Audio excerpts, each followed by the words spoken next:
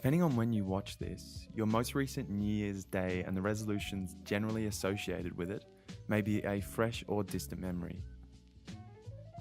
Regardless of the time since your last New Year's, have you managed to keep up with the resolutions that you set? Whether lifestyle, diet, fitness, or finance related, life has likely got the better of most of us.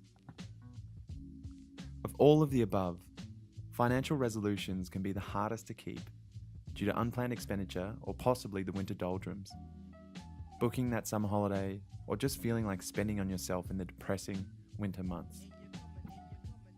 There is even a special day allocated in January.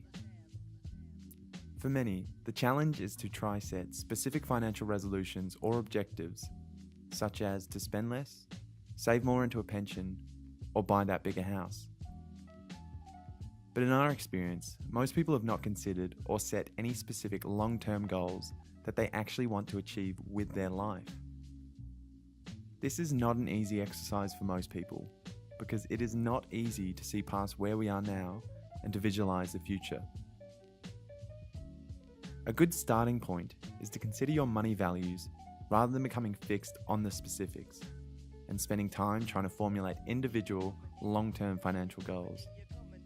This is not necessarily an easy task, but spending time thinking about this and discussing your thoughts with your partner can be very valuable. What I mean by money values is not a specific goal, but your overall thoughts about money. A good starting point is to ask yourself the following. Why do I go to work every day? And try to think beyond your salary. Do I want to help future generations of my family? How do I feel about money? Do I worry about running out of it? How do I feel about having a large debt? Is money a means to an end, or do I just try to accumulate financial assets? What do I want to have achieved before I stop working? In an ideal world, when would I like to be able to not work, and what would I like to do? What would I like to do if I could take some time off paid work? You may find that you and your partner have similar thoughts, or did not realize something about each other which explains why you both feel differently about certain financial decisions. Having articulated your money values, this will enable you and your partner to decide on some statements that describe your views on money and your overall attitudes. A financial plan should always start with your values, which will lead you to your financial goals, and it is on these that the plan needs to be based. In our experience, this approach is more productive than trying to stick to one-off financial resolutions or starting a savings plan or pension because you think you need to, but have not taken any time to consider what outcome you're trying to achieve.